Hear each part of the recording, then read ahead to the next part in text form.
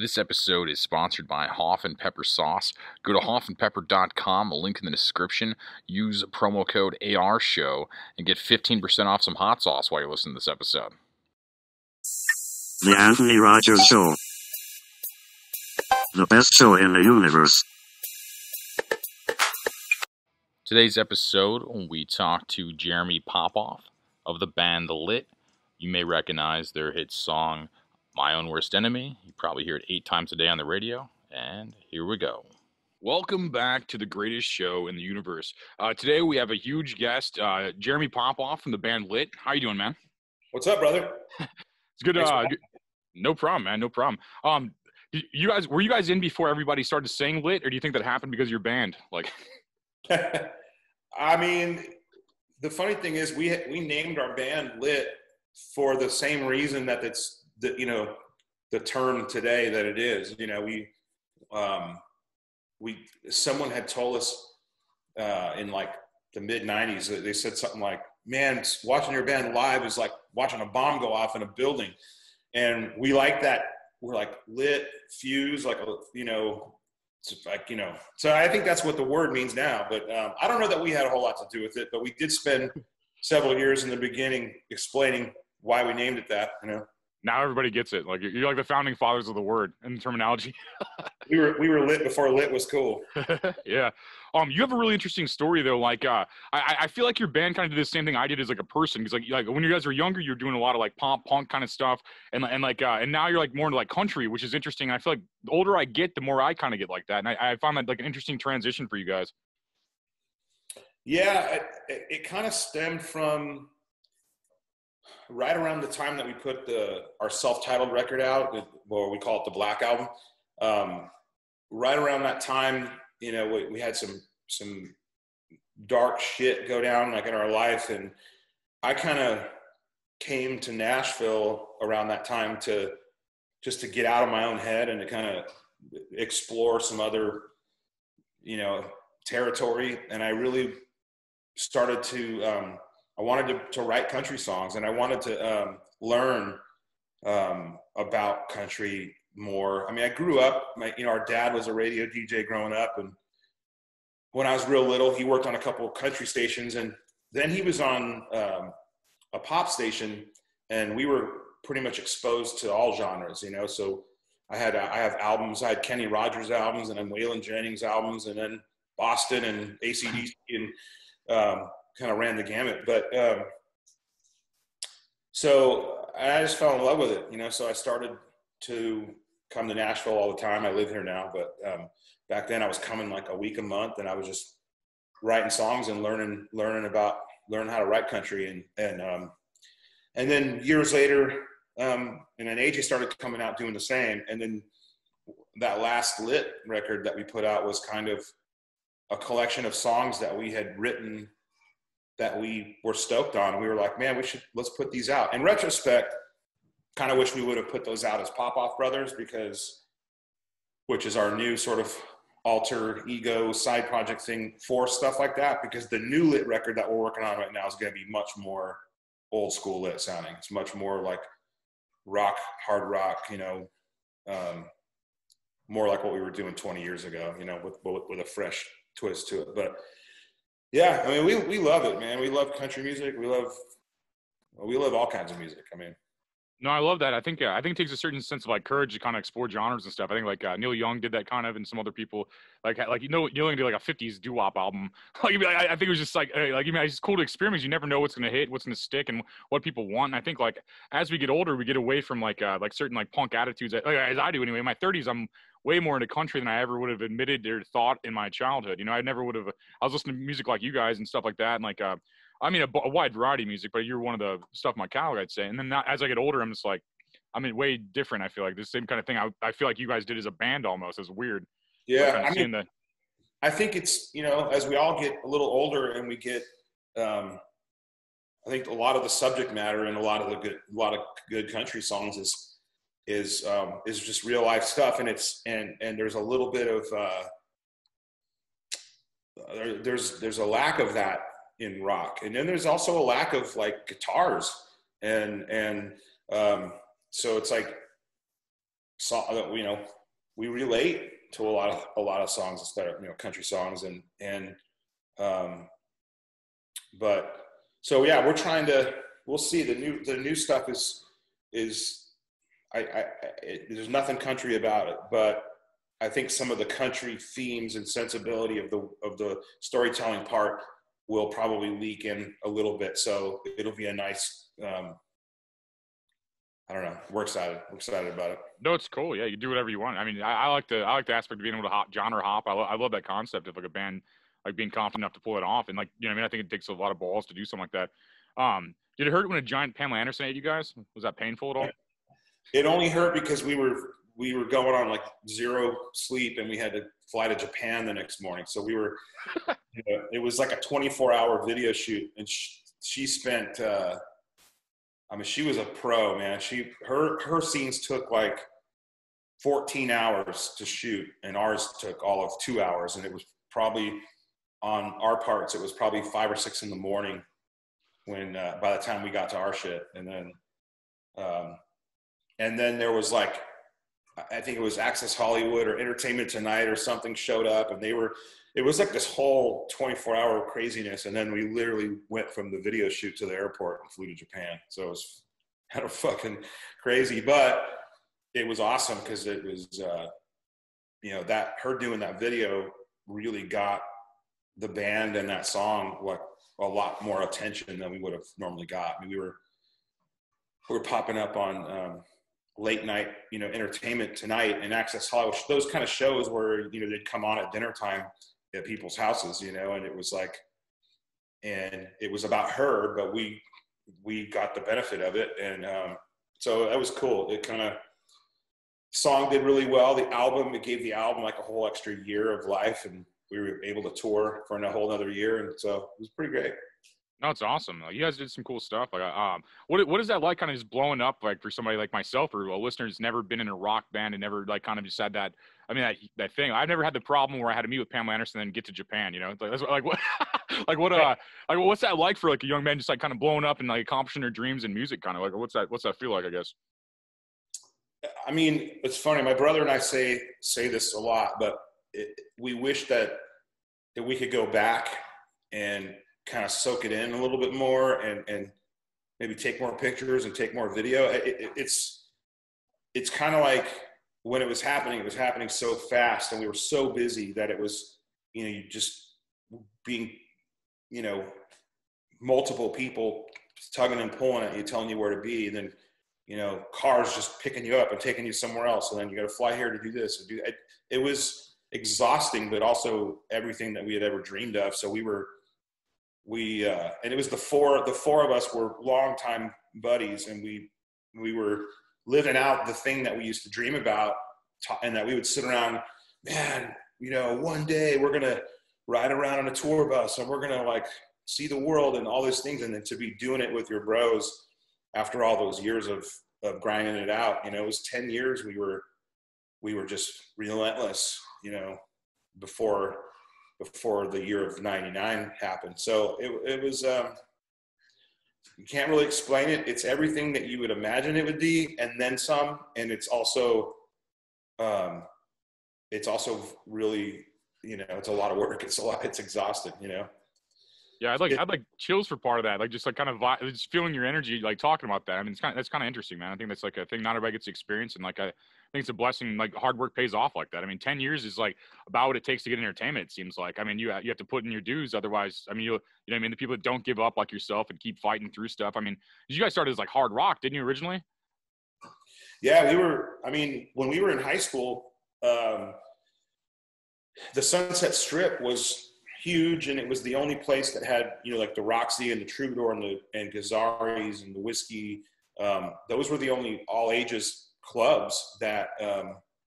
So for a band in high school, that was the only clubs that we could go play, that our friends could come see us. And then, and it just so happened that it was during a time when the Sunset Strip was just absolutely on fire. You know, there was 3,000-4,000 people every Friday, every Saturday night, just on the sidewalk, just walking up and down. And that's where we learned, you know, guerrilla promotion. And we kind of learned. That was sort of like our college in a way. And we were a long hair, you know, rock and roll Sunset Strip band when we were in high school. And then, That's awesome. And then we evolved from there. Yeah.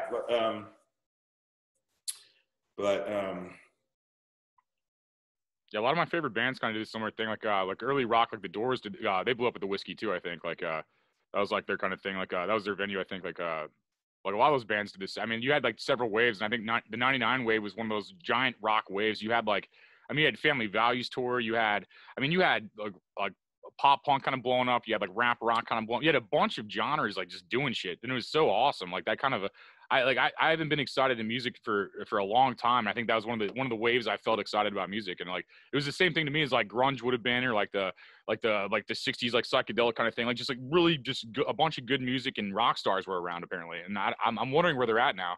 But like, I mean, it was badass when we went from, you know, in '98, you know, we went from buying records from these bands that a year later we were playing with on these like radio festivals and stuff, and we were fans, you know. And it was like we would go and play, we you know, play our show and then run backstage and shower and change our clothes and run back out in the audience to watch Stone Temple Pilots or to watch, you know, Hole or The Offspring or whatever. And because we were there, we were like, fuck, this is crazy. We have a dressing room full of booze and a tour bus in the back, but we get like all access passes to this fucking concert to see all these rad bands. And we were that was a trip. That was like a blast to all of a sudden become peers with bands that we had, you know, looked up to for so long. And, you know, that was fucking wild, you know. And in the lineups, you know, were so eclectic and huge. You know, we would play, you know, we'd be, you know, playing in Chicago with, like I said, STP and The Offspring and Blink-182. And, you know, we did the Warped Tour with Pennywise and Eminem and Ice-T and, you know, Royal Crown Review. I mean, just like cool shit that was around. And, you know, we did the Weenie Roast in Anaheim at Angel Stadium, which, you know, we grew up in Anaheim, and that was the baseball stadium. And we didn't even know that was an option on the table to ever play there, because they never really had concerts there, but they did the K-Rock thing there, and it was like fucking Black Sabbath and Ozzy headlined it, you know, and just wild, you know, just crazy stuff like that. But yeah. No, that's awesome, man. That's I couldn't imagine like SCP is probably one of my favorite bands. I couldn't imagine playing a show with them. That's got to be like that's got to be humbling and awesome at the same time. It's like I just feel like certain people. I mean, you guys are in the same. It's weird. It's like I feel like you're just a rock star. I mean, a rock star. So it seems cool like at the first, but like just hearing that without being in music, that's just crazy to me. Like I mean, it's like the concept that's just crazy. Like STP was fucking one of the best live bands I ever saw, and it was definitely. It was like watching just such a great band. Each member of that band, I mean, obviously Scott Weiland is a fucking, you know, legend, but like each member of that band is so fucking good and talented. And watching them on stage was like, and I remember saying to a couple of my guys, you know, halfway through the show, I was like, this band is like the fucking Aerosmith of our generation, you know? And then we ended up at that show getting to hang out with them afterwards and talk to them. And I ended up, you know, getting to know Robert, the bass player. Him and I chatted for a couple years after that. We were talking about possibly going to the studio together and doing some stuff together. But and the drummer Eric, you know, came out to my bar a couple times and we hung out, went to the NAMM show together. Just, you know, just wild shit like that. But yeah, they were fucking glad we got to see them when we did, you know. No, that's crazy, man. Oh, where do you guys see yourself like going from now? Like, you're still, I mean, clearly I guess post-pandemic, I guess, because that's a dumb question right now, because nothing's open. But I feel like, where do you see yourself going after all this madness or whatever is going on? Like, as a band, more so.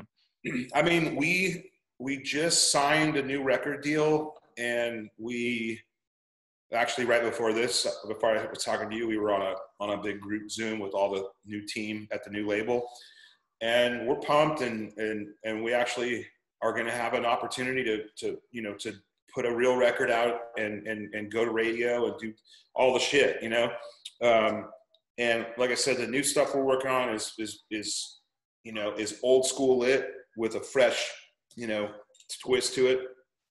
And I think fans of what we were up to, back in the day will be stoked. And I think hopefully we'll get some new ones too. If we can get,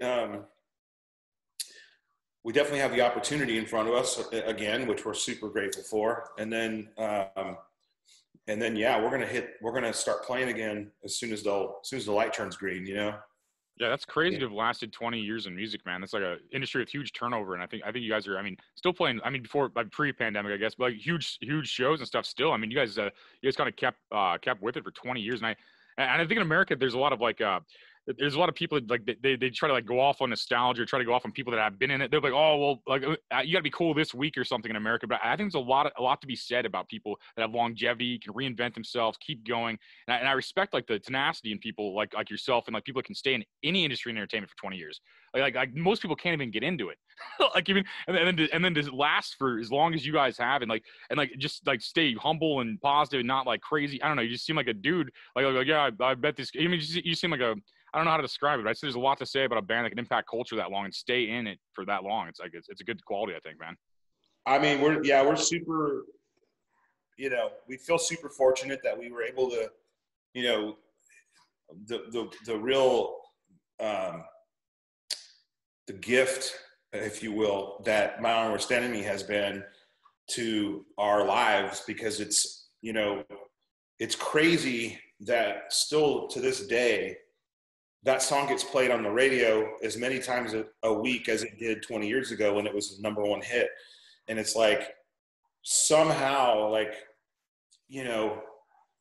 that song just it's like its own entity, people know that song. They may not even know who the fuck Lit is, but they all know that song, and it continues to, then all of a sudden Rock Band comes out, and now kids are learning it. Now kids are into it.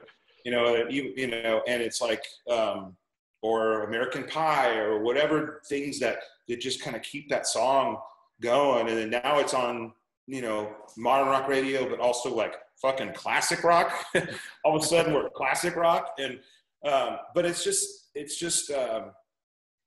amazing that we were able to be in the room when that song fell out of the sky. And then we got to claim ownership of it, and fucking it's really it's been great to keep us, in people's speakers for 20 years and give us the opportunity to go out and, in a normal year, we'll do 50 shows a year now, where we used to do 250, but we'll do 50, and that's like a good amount for us. We'll do like, weekends here and there, and then we'll do maybe a month or 6 weeks in the summer. We got a UK tour that was supposed to be next month, or supposed to be March, and it's getting postponed to March of 22. But we're super pumped to get back out on the road, and with the new label and the new team and everything, it feels like we've got a second chance at doing some of the shit that we did 20 years ago. So I hope, man, like I said, when my brother and I talk about it, and we say we should have taken a little bit more time, to smell the roses and take a moment to just kind of go, wow, look at this. I think if we get that shot again, we will definitely make sure we do that and soak it all up and really just enjoy it. That's awesome, man. Like, very honest and authentic, like, answer. I like that. But it was funny going to Nashville because I actually saw record labels there. Because, like, I thought the record industry completely collapsed. And when I went to Nashville, it was like RCA and Sony, and like it was definitely interesting seeing that. Like, I love you're in a good town for music. Probably the best town in the world for music, probably at this point. Yeah, it really is. It's 100% a music town, and it's all genres of music now. All the label people and agents and lawyers and just almost everybody in the music business has come to Nashville now. Yeah, it was bizarre seeing that, because like I remember after Napster, I was just like, oh man, I'm like music's dead, and like from my limited perspective of it. And then I go to Nashville, I'm like, what? There's labels? I'm like, what the? It was like awesome. It was like seeing like I'm a music nerd. I love seeing that. And like, it's just it's a crazy town. I love that it's alive right now, and I love that people are like still fighting through it no matter what. You know, it's like I think Yeah. we're back to monetization. I think kids are buying music again. So I mean, we just had to ride. You just had to ride that wave, that 10-year wave or something. You had hella live shows though too, so you had merch and stuff probably. So it probably didn't hit you as hard as it hit other people. You blew up before that whole thing, I think. Well, we were lucky to, and still are lucky to have a song on terrestrial radio because that still pays. The streaming stuff doesn't pay yet, which is a fucking total drag. And the other drag too is that the record companies, you know, they're doing better than ever because they own the fucking streaming companies. Yeah. You know, it's kind of like, it's like they're the ones that should be protecting the artists that they have signed to their label. Their job is to get songs played on the radio and to sell actual physical records, or at least sell downloads. But then now they're making just enormous fucking profits from owning the companies. You know, like streaming does pay if you're the record company. It doesn't pay shit if you're the artist, which is fucked up. But yeah, you have to pay to go on it. Like you have to pay to go on it, and then it doesn't pay you. Yeah.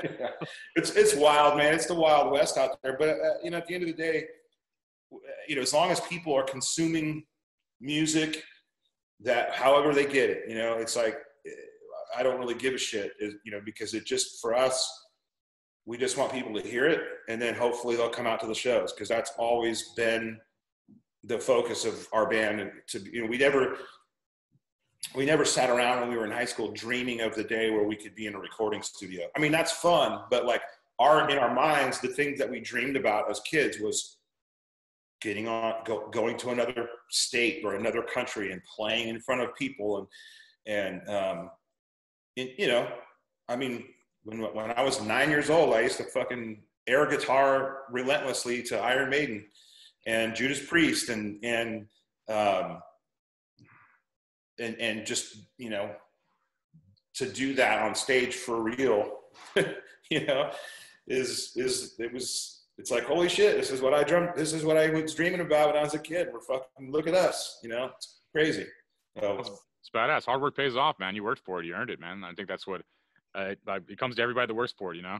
I'm nervous about when the light turns green though, because it's almost, I was talking to my guys the other day. I was like, fuck, man, this might be the longest we've ever gone without playing a show. And it's gonna not only us, but I mean, I'll venture to say that the first round of tours and shows next year or whenever it happens, it's gonna be a lot of fucking sloppy mistakes being made.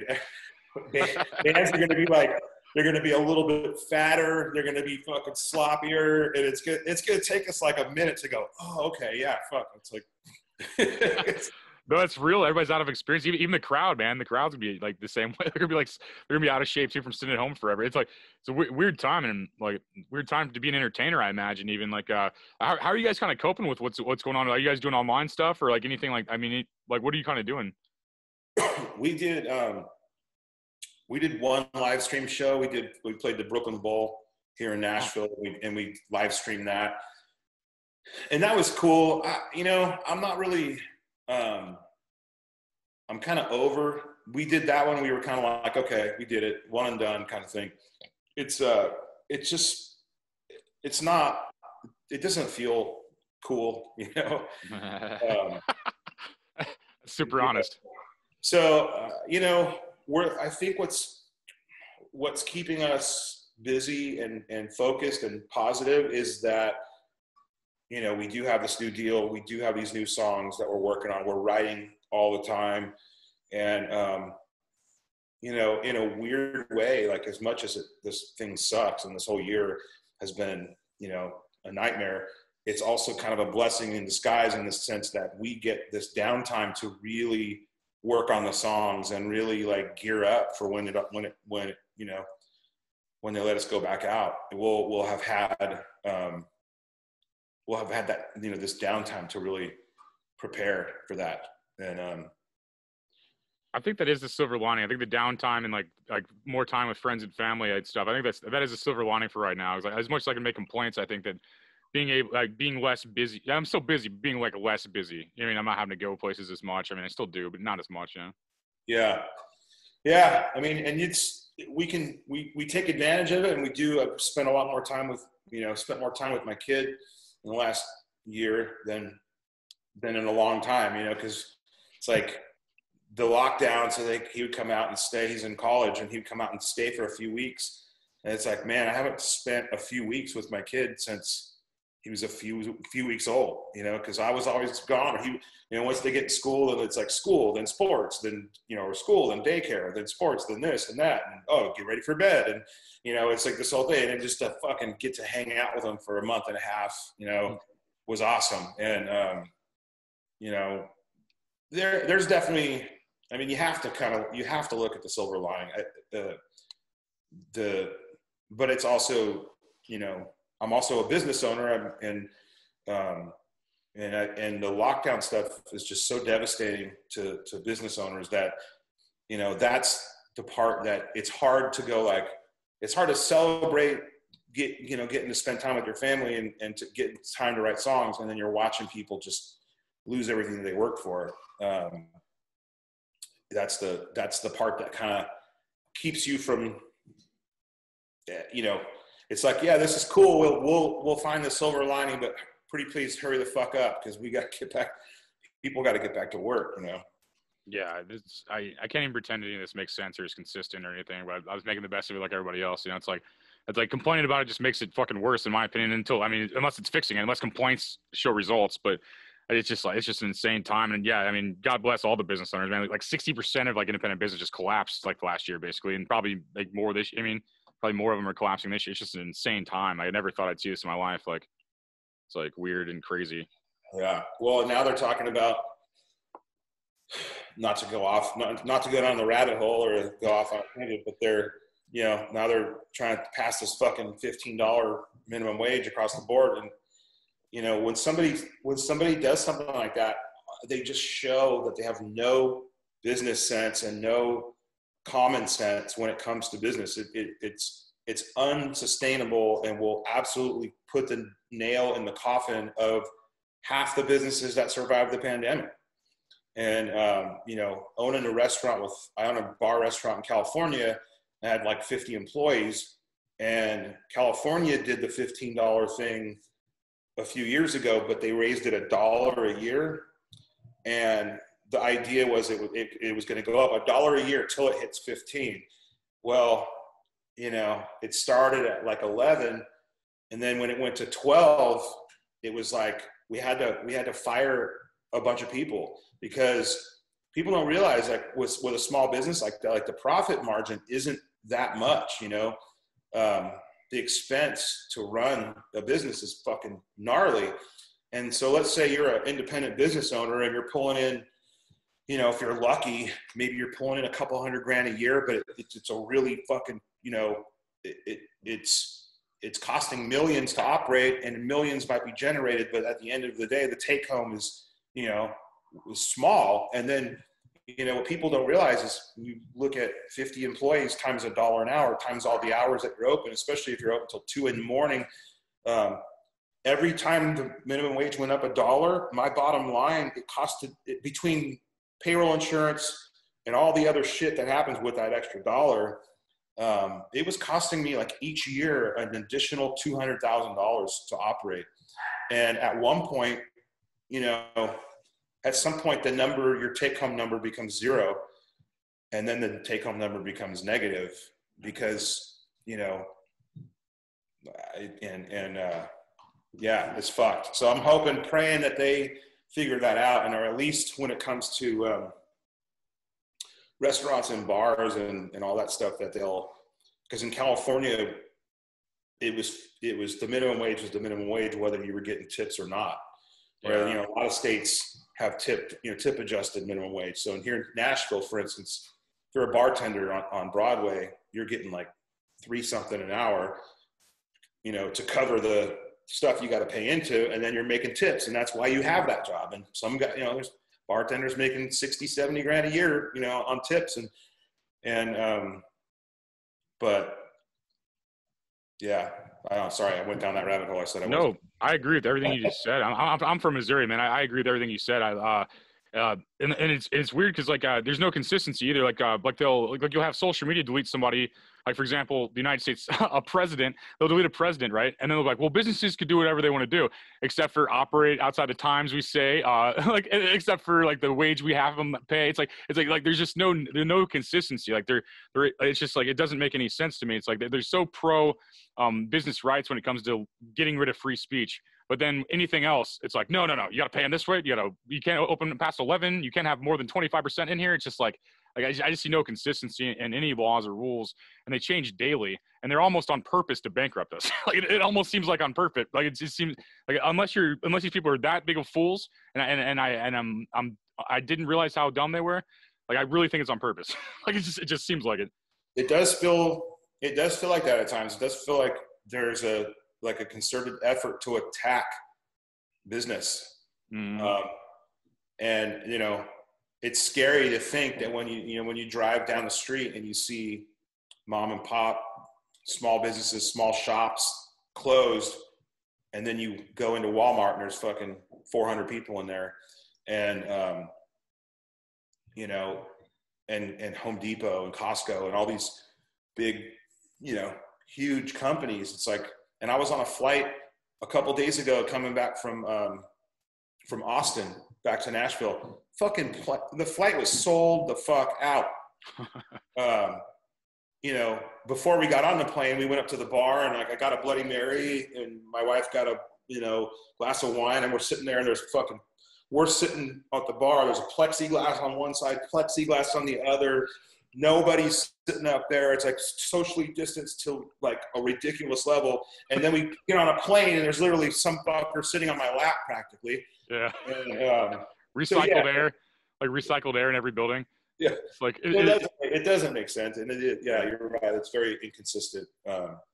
Yeah, I would just like the lies to be more entertaining and more consistent. I'm not sure which, but I would like it to be. I went to Waffle House and like half the seats are empty, and like there's a wait for 30 minutes, and I'm just like, well, if only you guys built other seats and had other seats. Like it's like covered in tape. I'm like we're breathing recycled air. Are you kidding me? Like none of this makes any sense. Like it's just like we're in the same building, breathing the same air. I'm probably breathing air from 1978 in a Waffle House. It's like it's just like it's like insane. I feel like that's another tangent. We could talk for 9 more hours. I feel like, but I like. Do you have any promo you want? Like any kind of like links people should follow you on, or look up any kind of tracks that you're working on, or any kind of promo you want to throw out there before we get there? Yeah, I mean, I'm on the usual stuff. It's just my name at Jeremy Popoff, and then I just got on the Clubhouse one, so I'm curious to see how that shakes out. The band is Lit Band Official, and yeah. We're gonna be hopefully putting out new music in the spring, and hitting a stage somewhere. We are playing a show in Lake Havasu, Arizona. We're doing a show on the stage is in the water, and then people pull up on their boats and they watch the show from their boats. Oh, that's dope. It'll be cool, man. That's in March. I think it's March or April. I don't know, but that's coming up. So yeah, just check in on the Lit Band Official or Jeremy Popoff, and we'll keep everybody posted. Awesome, man. Congrats on your success, and I wish you continued success. And thanks for taking the time to talk to me on it, man. Hey, my pleasure, brother. Anytime. Keep it